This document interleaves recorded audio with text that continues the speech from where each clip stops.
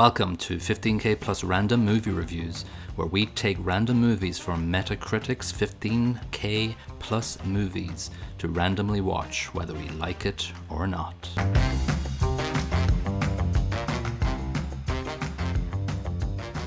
Hello and welcome to episode 24 of 15K plus random movie reviews. This is Colin. And this is Niall. And this is random movie number 101. It's called The Servant, and it's from 1963 or 64. Sometimes Metacritic puts an extra year onto it, and I don't know why. It's been very annoying for me to come across that every episode we do. Yeah, I've noticed that as well. I think it's possibly when it's, theatrical releases and some other, it depends on which country it's releasing. There can be a substantial time difference between countries' releases, especially in older movies, as I've noticed. Yeah. So this one, The Servant, it has a Metascore of 94, which is quite high, and a user score of 7.5, which is a little bit lower. It had a budget back in 1963 of 138,000, and it brought in box office 238,000 in the UK and 150,000 in the world. So it brought back a nice return. Quite well. Yeah, the director is Joseph Losey, which he's done a lot of work, but nothing too crazy out there. I think the most prolific dude that's involved is the cinematographer Douglas Slocum, who did all the Indiana Jones movies and Jesus Christ Superstar. And I think the cinematography in this movie is actually pretty bloody good. Yeah, I noticed that as well. Like some of the shots taken, especially chap loved mirrors in this movie. So they really loved, but he used it to such effect. Really good. It was really good. It was really well done, actually. Yeah, so, well, you give it the plot in a nutshell then. Yeah, at a very high 10,000 foot sort of synopsis of this, the movie, The Servant, is about a servant. There's a well-to-do chap. He's just back from Africa, he says at the start of the movie. At the very start of the movie, the servant, Mr. Hugo Barretttt, is leaving a shop called Thomas Crapper, which made me chuckle. I googled Thomas Crapper. Thomas Crapper invented the toilet. Yeah, and I was like, oh crap! And I chuckled to myself immensely. I paused the movie because I was thinking that must be because in the title across the door of the shop, it was a sanitation engineer or something like that. And I had to stop and Google at that point. So that was a fantastic little, just in 5 seconds, I spent like 10 minutes. Anyway, Mr. Barretttt is leaving this shop and he walks towards this house, lets himself in after knocking. And there's a man asleep on a deck chair, no furniture anywhere. One thing I loved, the very early on, there's a bit of a foreshadowing of the sinister nature of Mr. Barretttt. He's standing looking at the window, and his shadow just is blasted against the wall, and it looks kind of dark and, sinister. And I like where this is going. Anyway. He bumps into, well, it doesn't bump it, but he wakes up his master to be a Tony. Poor Tony. Mr. Tony, the master, as he refers to him after this point, is asleep after having a couple of afternoon pints of beer. Anyway, long story short, to have a chat, it turns into a bit of an interview. Tony obviously doesn't really care too much. He seems a bit of a lazy fecker. So he pretty much hires him on the spot mainly because he's not a nagging old woman. That was his line. So anyway. Yeah, next, so like in essence, without going through every fucking scene of the movie. The servant, he gets hired and he manipulates and cajoles and uses little psychology tricks and gets Tony to become a crazy just alcoholic inward shell of himself by the end of the movie, and it's a sick little journey, and it's kind of well done. I kind of liked it in a way. To be honest, I was a bit bored in the first half hour, maybe a little bit longer. Yeah. It was a bit traditional, Tony was really grating on me. If I'm honest, and his fiance or girlfriend Susan really annoyed the Susan. crap out of me. But when things started to go a little bit awry for Tony, I really started enjoying this movie.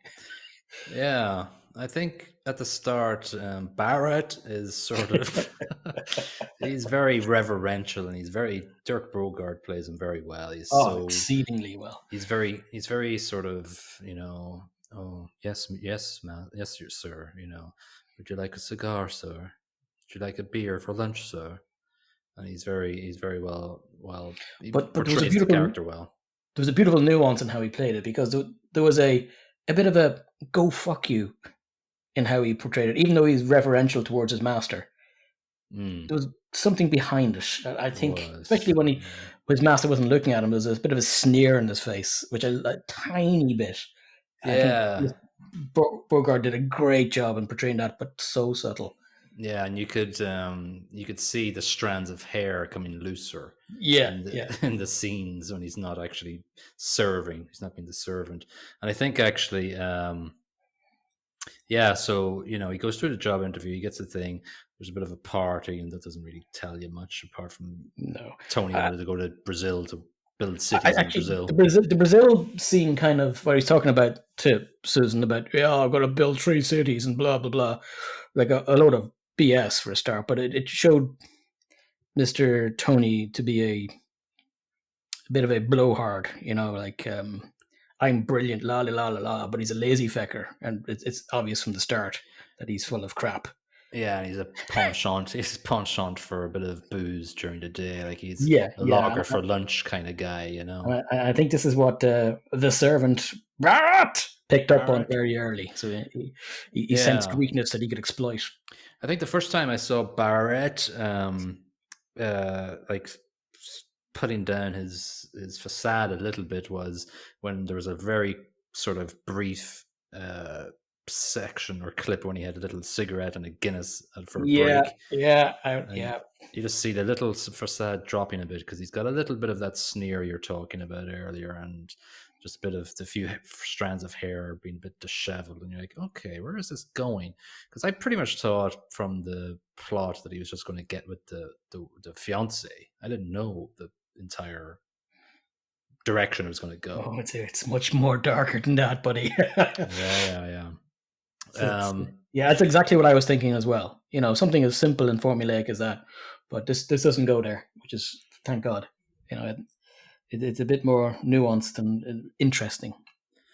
Yeah, and so like shortly after that, he kind of interrupts a little bit of personal time, and Susan's on the sofa, on the floor. Yeah, Susan's angry. Susan's like going, "What's he doing here? Yeah. Can't you make him live somewhere else?" Yeah, and then the master says, Mr. Tony says, what was I read that down? Was it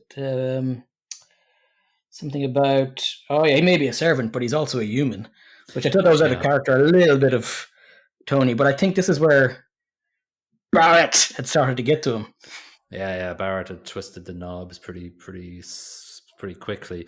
Then there's the Tony was sick for a bit, and then Susan brings flowers in a vase to the room and puts them on the table. And Barretttt wants to take them, and she says, "Leave them." Yeah, it's like, okay, this is good. I like this. These communications. She didn't really put her finger on it, but she knew there was something off with Barretttt from the get go. She just didn't like him, with good reason. Yeah, I don't know if she saw through him. Maybe she's just an asshole. Yeah, I think she was a bit of a cow, but I think she I just don't think she liked the privacy that was being invaded. What I really liked, well, first of all, I just don't want to go through the first third of the movie without complimenting the cinematography, just to make sure, because there's a lot of zooming and panning of the camera in sort of like one one shot takes, very sort of Birdman-esque in a Yeah, way. yeah. But I'm guessing it's actually done in one take and not edited together, maybe perhaps from the 60s. But From the budget and from the equipment they have, absolutely, yeah. yeah, like I thought it was But even the really good. credits at the start, there was a one single pan of this area, and then onto Barrett coming out of the shop. And the timing of that itself must have been, difficult. Yeah, and I was writing, I forgot to mention about that intro. It sort of sets the mood for a very bleak Yeah, sort of London winter. setting. Yeah, it's depressing kind of already. It's wet, it's grey. Well, it's black and white, so it's grey anyway. It's more grey. Yeah. So the one scene I think is really important for setting up a major arc of the story, but the scene in itself is so really, really well done. Is the phone box scene where he's calling Oh, his such a quotation good scene. sister, Yeah, Vera.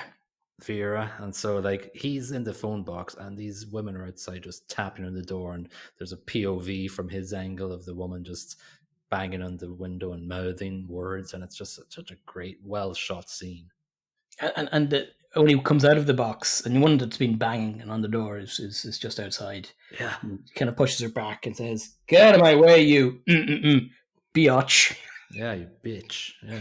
I was like, yes, this movie's going good now. I was like, because I was kind of bored up to this point, and then this is where things get interesting in my opinion. It just, at the introduction of Vera, effectively in that phone call.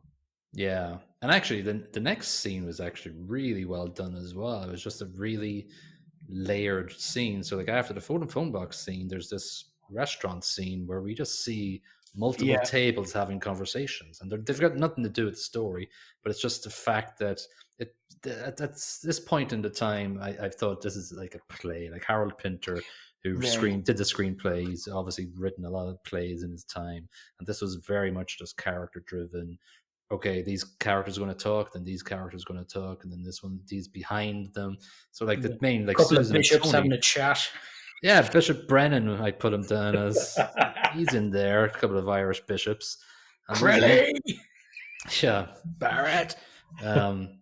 There's just these multi-stories are happening. So Susan and Tony are having this, like they're front and center cinematography-wise, and then there's two heads in between them in the booth behind them. And so when there's gaps in the conversation, these people start talking in for their conversation. It's just really like a unique scene.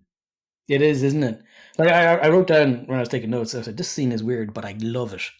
Because I haven't seen anything like it before or since that time. And its uniqueness is quite refreshing. And I don't know if it would work if it was done all the time, but I don't know. It just works here.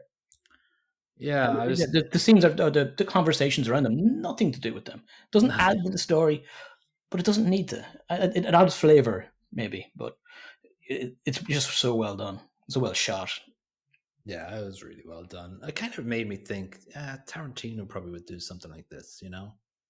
Yeah, I could see him having a taste of that. And it kind of gave me vibes of the Pulp Fiction diner scene when, you know, Honey Bunny and what's his butt are in there, and then we skip forward to the end of the movie, and we hear their conversations that they said at the start of the movie. I had those little vibes from it. Yeah, well, I think Tarantino would do it a little bit better. He'd intertwine the external conversation, and that's what he does in the diner scene. He intertwines several conversations into one story and then intersects them, and it's just a beautiful thing. This is a little bit less complicated, but still good. Yeah, no, I think for what it is, I think maybe if they're all involved, because I was thinking later on when the prostitutes came in, are they in that scene? You know, like obviously not the bishops, but you know, you never know. Bishops, I don't know. So the actress of the bishop. Yeah. Yeah, and then there's a couple of scenes in a row actually. Then Susan and Tony go to a friend's mansion or whatever, and they're all posed around the room, very play-like. You know, it's all very staged, stiff, very proper. It's clear in that picture that Tony doesn't really enjoy himself in that scene. I don't think. Around the people that he's around there, so he's not really enjoying himself. He's outside of his I'm not going to say comfort zone. It purely is his comfort zone, but he doesn't want to be there by the looks of it. Yeah, and also I think it's there's a commentary on just the Oh, idiocy social of class the upper commentary. class as well, Yeah. because they're talking about, like, Susan's going, yeah, they're ponchos. It's named after the coats, and they're going, no, they're No, no, cloaks. no, no. That's the cowboys. And she's like, what? What? She's like going, yeah, whatever. So then, like, so obviously from the phone box scene, we're thinking, oh, Vera is his sister, right? Didn't And then in the next scene, she comes in after she's obviously beginning work in Tony's house, and she comes in and sits on the table, all sultry like, and Barretttt goes in for Yeah. the kill. Yeah, and I'm kind of happy that she doesn't turn out to be his sister, or at least I'm assuming she doesn't, because it never actually says for definite that she isn't. Pretty sure she isn't. Yeah, But yeah, I think it's clear that then we she's kind of coming in. know. Oh, sorry, you go ahead. No, go ahead. It's clear that something's afoot here, and Barrett's about to make a play on these guys because it's an organized and orchestrated thing that he would put it in Tony's head that they also needed a maid, and he'd get his sister in. So there's something else to play more than just getting the job off some posh git. Yeah, I think a scene quite quickly that happens after this really just makes the whole entire plot just turn 90 degrees. It's when Tony goes to the bathroom and Vera's taking a bath or whatever, and then Tony leaves, and then Barretttt just goes insane. He goes in and goes, pour that cologne all over me. Yeah. Oh yeah, that's the stuff. It's cold. Yeah. So I was like, oh my God, like that's Barretttt. What are you doing? Like, this is Mr. Barretttt who's serving breakfast in bed. Now he's like sitting down, taking his top off, going, all right, Vera, pour all that cologne over me. Yeah, it really, it segues hard. There's no effing about here. It lets you know what's happening at this point. Barretttt ain't Barretttt. Oh, Barrett's fucking playing around. He's going nuts. He's like, this is him. This is he's kind of, what's the word? He's just I think he may be an egomaniac or something. I think he's just very. Oh, he's a psychopath anyway. Absolutely, he's a bit of a psycho. Yeah. Quite a lot of the scenes, actually, angles remind me of Psycho. Actually, the sort of camera angles, the bit of dramatic sort of angles when they're looking up the stairs later on. Yeah, especially the dark lighting, and it's just Barrett's face lit up when he's doing the hide and seek scene, which we can talk about later. Oh yeah, that's scary. Very, very psycho, and it's so well shot. Oh, that's a weird part of the movie, and we'll get to it pretty soon. That's why I really start loving this movie. We'll get to that later. Yeah. So Barretttt and Vera go off somewhere, and it just basically shows Tony just not surviving. He goes to a restaurant and doesn't get served or something. Oh, that's right. And he gets really annoyed because of some guy who's playing blues music, and it really irritates him. Yeah, I'd be annoyed too. He's right behind him. It's like, and then he's trying to get the waitress's attention. It's like, you can't even go out to a restaurant and get served the food. And he comes home, and Vera pops in, and then Vera woos him, for want of a better phrase. Oh yeah, she says, Barrett's gone to see the sick mummy, but I went home. Oh, I didn't want to be all alone. And back up on the same table where she woos Barretttt. And she's a great actress. She's bang on. She's very good in this. Yeah. And then I think next probably Susan comes in, and she's like really, really demanding of Barretttt. She doesn't move in. She just comes back after. She's been like missing from the movie for like 20 minutes or so. Yeah, well, I think she's been missing on purpose because she's intimidated by Barretttt. Because I remember she said something, or he says something to her. What was it? It doesn't look good, does it? The weather. Oh, the weather. Yes. Yeah, and she's like, ooh, ooh, and walks outside and then hugs a lamppost because she's breaking it. We've all hugged lampposts. Yeah, don't you do that when you're upset? For different reasons. But I like the scene where she comes in and she's just demanding things off him. Like, yeah, well, I think he made a decision to kick back a little bit. Yeah, take control of the house. Yeah.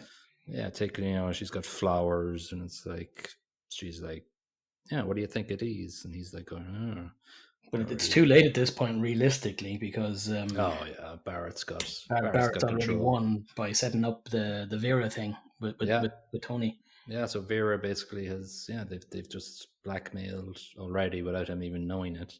Yeah. Um, yeah. So where are we at in the thing? Oh yeah. So yeah. So they're out one night.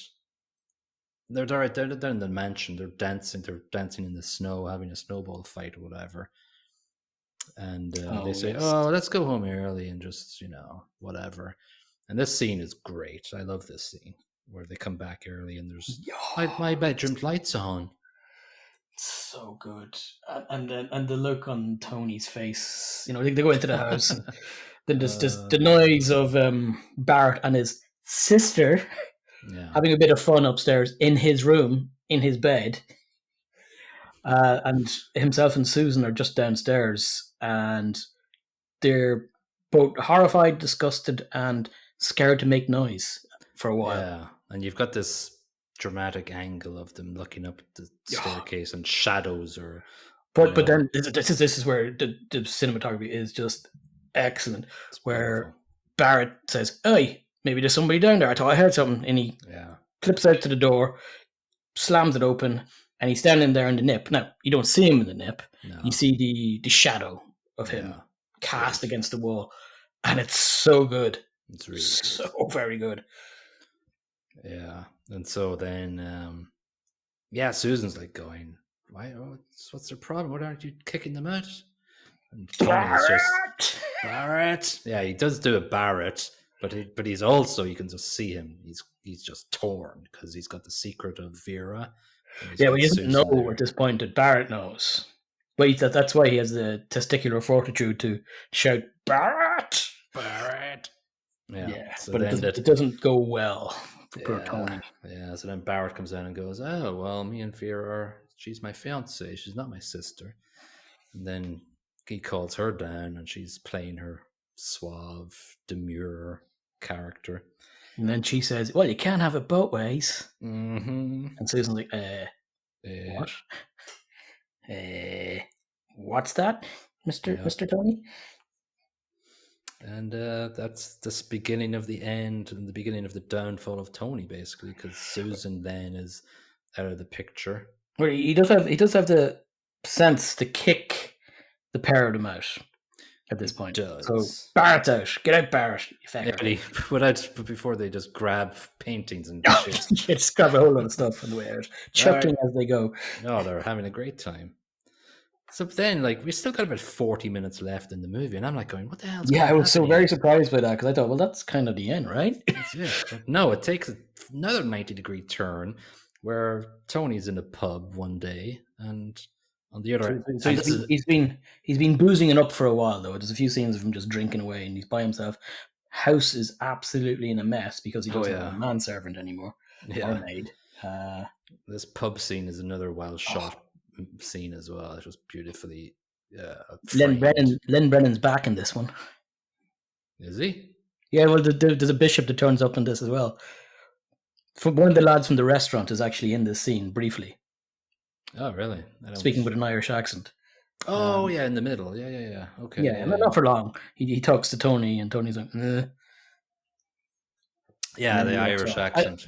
Yeah, I'm not sure what that is. Maybe it's just maybe the tie-in scenes. I'm not sure it adds much. I just thought it was humorous. Yeah, he's the Irish drunk. Yeah, well done. Yeah. Well done, Mr. Losey, director. Anyway, at the end of the day, basically, Barrett's there and he gives him a bit of a sob story that Vera messed off with somebody else and give me another chance, sir. Of course, Tony's in a right old state at this point. He's lonely. He's got nothing. He doesn't have Susan. House is in bits because he's a useless fecker. And obviously he says, go on then. Yeah. And so the next 40 minutes is just it's such a crazy, weird dynamic. It's like the Odd Couple, but on crack. Yeah. And, it starts off, they're almost like roommates. A married couple. They're like the first married scene couple. back. Yeah. The first scene back, he's at the dinner table. He's going, if you cleaned up after yourself, we'd be Well, maybe better you should off. clean up after yourself, you dirty fecker. Yeah, There's a load of that, and it's quite good. it's It's an very, interesting bit yeah. of banter between the two lads, and it looks like for a while Tony's having a little bit of fun with a friend.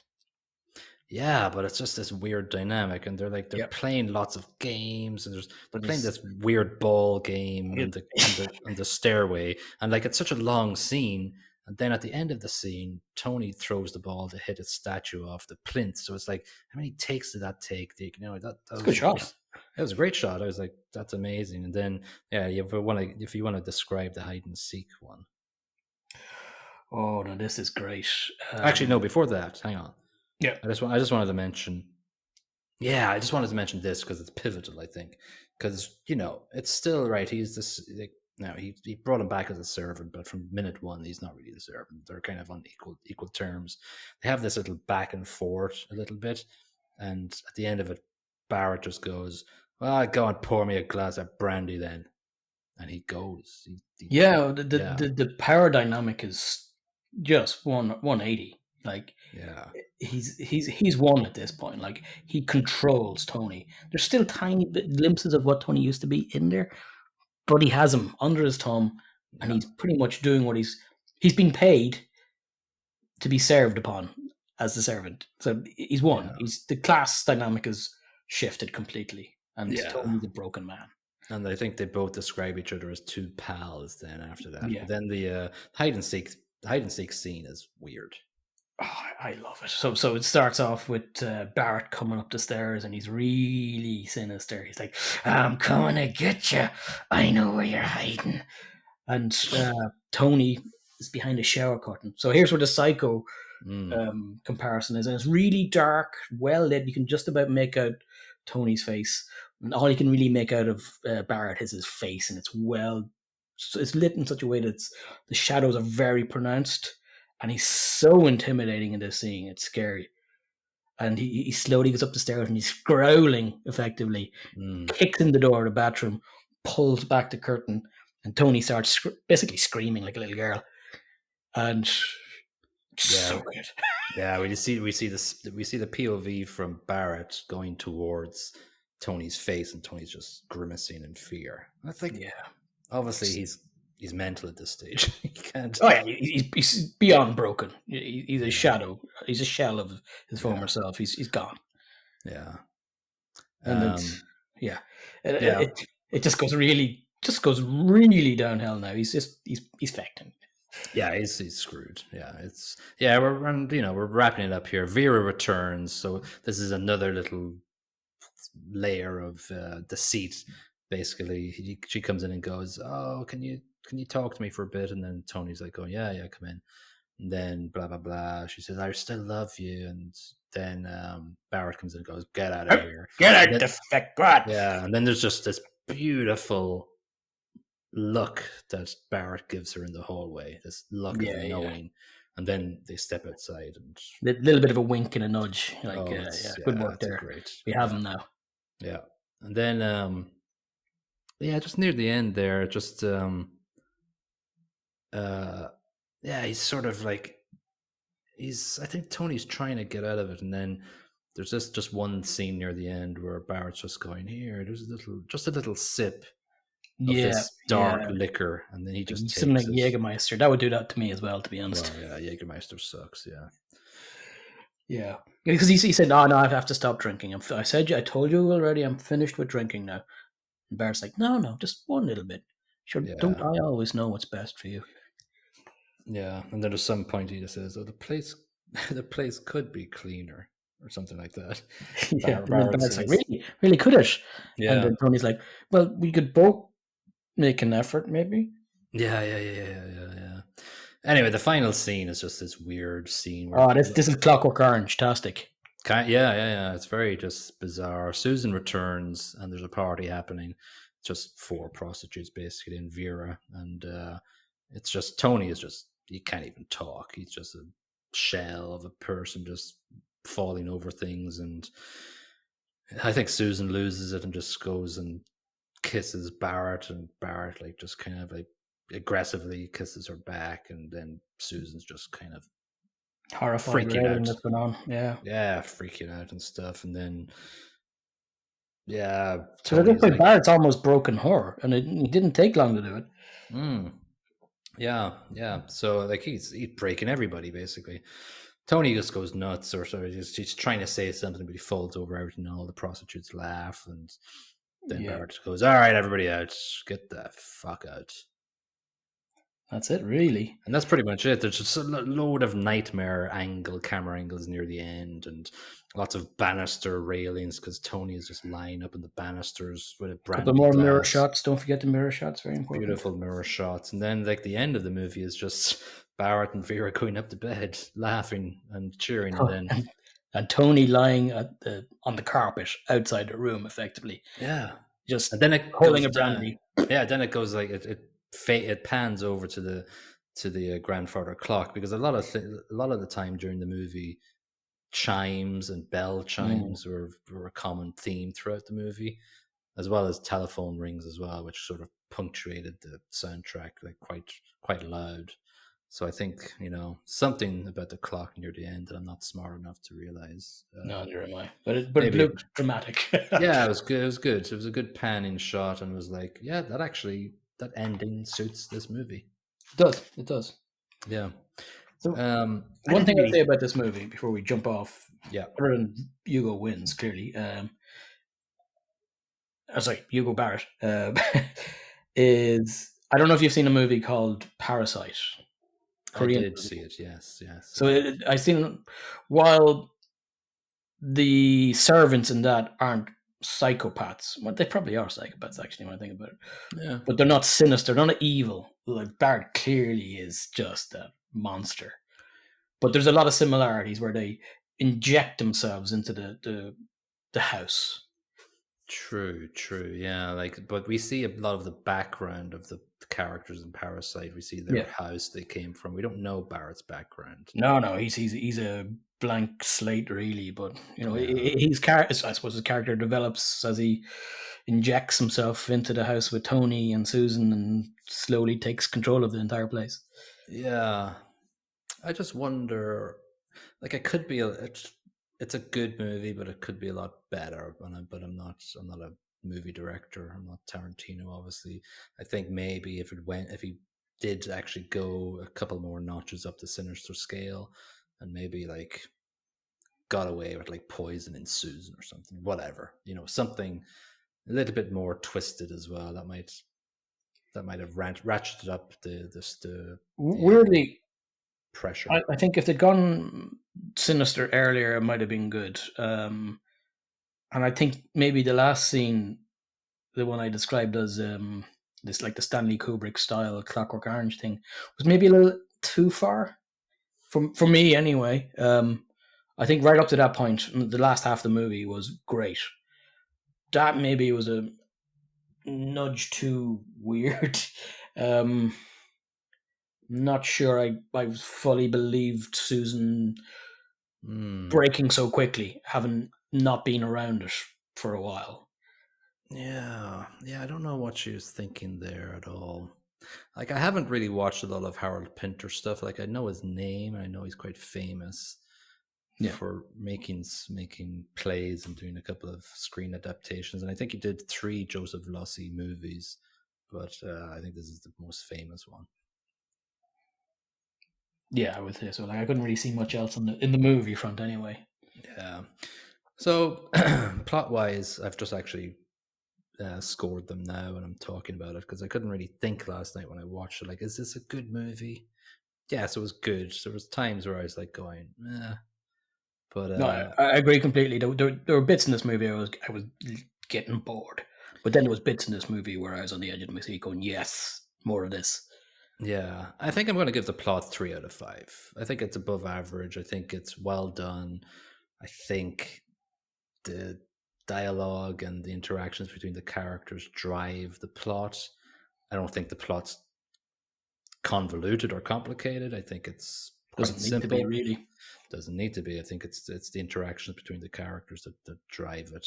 What do you think? Yeah, I'd concur with your 3. a good movie, not a great movie. It had the chance to be a great movie, as you said, but there's a couple of things that knock it back a little bit, I'm afraid. Yeah. But so the plot is good, and it does it more than does the job, I suppose. Yeah, it's been it's kind of stands out to me actually for the last couple of movies we've Yeah, watched as yeah. being quite good acting. So Dirk Bogarde, we Great. know his name. I don't really know much of his movies, but he's a famous actor. I did look up a couple of his movies, and there's actually a movie that I've heard of before, but I never Bridge watched. Too Far. Exactly. Have you watched Yeah, that? yeah. I seen that years ago. It's a good movie. It's a very good movie. There's so I many. can't really remember because I was a kid. I watched But the trailer for it this evening, and there's so many people in it. There's so many actors in it. Sean Connery is in it oh, to reference the William the nice Lion. tie-in. Yeah, I thought so. But like Gene Hackman is in it, and Laurence Olivier, and lots of like pretty much 20 A-list A-list at the actors. time. Yeah. Yeah, it's crazy. Sarah Miles, who played Vera, played Ryan's daughter in the movie Ryan's Daughter. Oh. Obviously. Okay, gotcha. Yeah. Yeah. Got an Oscar nomination for that. Oh wow. Yeah. I don't think I think I watched Ryan's Daughter once, but I can't remember. I've never seen it. If I'm honest. I've seen it in our list here, but it doesn't really ring a bell with me. I think Americans like it more than Irish people. Yeah. Wendy Crane, is it? I can't remember. Krang from Teenage Wendy Mutant Ninja Craig. Turtles. Craig, that's it. Yes, played Susan. Done a lot of British TV stuff. She's very famous in the UK sitcom market. Yeah, but nothing crazy movie wise. And James Fox, who played Tony, he's been in a lot of TV stuff as well, but nothing crazy big. So he just kind of introducing James Fox was the main title at the start of the movie. He's good in this. Yeah, I thought so. He's fine. But I think that's ones that stand out for me is obviously Dirk Bogarde as Barretttt, and Sarah Miles' Vera is really good too. She's just she plays a lot of emotions on her face, and it's quite layered. I gave the acting very well. Sorry, she does duplicity quite well. You know, the timid little maid versus somebody who's ripping your life apart at the same time. Yeah. I gave the acting 3.5 out of 5. I give it a bit more than the plot. I think if the acting wasn't good, then the movie wouldn't have been as good. I'm right with you there. 3.5. You know, some of the external actors, they don't matter, I suppose, but some of them were a bit like the bishops. Kicking Bishop Brown up the arse. But Bogarde, amazing, absolutely amazing, and Sarah, fantastic. So. Can't complain. Yeah, I think Tony was good too. Yeah, I think they drive the. Sorry, James Fox, not Tony. Sorry. Tony was good. Sound Bracket's track. I didn't like the music. It repeated way too much the same sting throughout the entire movie. But the music is cack. I enjoyed the guy playing blues. Actually, I thought that was very good. But. Everything else in the music is formulaic, irrelevant. But the music being bad, but then the sound is quite good. Some of as you were talking about earlier, like the phone ringing and like it's used to great effect. Like there's one scene actually I forgot to mention. I have it written down. Was the tap when Vera's come back from the train station, and the tap is tapping away, and Tony's almost like a rabbit in headlights. Yeah. Clearly fancies her. She knows it too. And she's kind of ensnaring him, and the tap's tipping away, and it's just building up the tension. So well done. So the sound is quite well used, but the music's awful. The music's awful, yeah. Yes, there's so many great scenes in this movie when you think about it. Yeah. John Dunkworth did the soundtrack. He hasn't really done anything, but he was a big clarinet dude, so that obviously plays throughout the entire movie. They give him 20 quid and told him to play non-stop. Yeah. Actually, I wasn't very happy with the footstep noises either. It's your you and the footsteps, me and the rubber swords. Yeah. So this is the second movie now where I know a lot of 60s movies do really, really, really loud footsteps just to make up for the microphones not picking it up, but Yeah, this was really, really fake. Sorry. yeah. You're gonna Um, kill the Foley artist. yeah, I would kill the He's Foley dead. artist. Barretttt! The music, or the sound brackets track, I'm giving 1.75, even with the shrill telephone noises and the Yeah, taps. That's more production choice than sound. yeah. I give you that. I put it down as 2 because I am giving it some points because of those features. I probably shouldn't. That should stay in production, but I feel like being generous. Yeah, I was scraping out 2 and putting down 1.75. Then I put down 2 again, but then I went back to 1.75. So Yeah. It's like that though when you're talking about these movies and you remember bits and pieces, bits that annoy you, bits like obviously the footsteps has annoyed you to put that back down to 1.75. yeah, it's my pet hate in movies. Now you know. Production then, like I think excellent framing, excellent Oh, camera work. Douglas Slocum, he was the cinematographer. So he also did the cinematography for the Italian Job, if you remember that car over the cliff you're scene. only supposed to blow the bloody doors off. Yeah. Yes, I remember that. Also, I went through the cast because I wanted to see who the camera grip was, and it's this guy called Frank Howard, not Frankie Howard, Frank Howard. Oh, Oh, matron. No, that's Kenneth Williams. that's good. No, it's R of Pompeii. Yeah, yeah. That's Frankie Howard. He actually did camera work for Three Sisters. Get away. Not our movie, The Sisters, but a 1970 adaptation of Of the Three same. Sisters of the same story. Wow. I'd imagine Yeah. that's a lot better than the one we had to endure. Most likely, yeah. Most likely. So I like throughout this entire movie, I was fascinated by the camera work. Yeah. And the angles they took and the mirror reflections and just the framing of people's faces. So actually, up to a few seconds ago, I had 3.5. I'm going to give it 3.75 instead. Stop copying me. That's it. It's not a 4. I put the same down. The production is just really good. I don't think it had a massive budget, so it probably knocks it back a little bit because of that. But what they've done with simple effects and simple shots and the choice of shots is just so good. Yeah, fair play to Joseph Losey. I think he's dead. Yeah, well done, dead person. He's probably dead a while now. Yeah, it's interesting going through all these people in the backgrounds of these movies and seeing that whether they're dead or alive. I think the actors are Dirk Bogarde's dead, but I think Sarah Miles is alive. James Fox is alive. I think Wendy Craig's alive. Yeah, James Fox. Yeah, he was in. What was it called? Not Jamie Foxx. Damn it! That's where I was going. Yeah, I knew you were.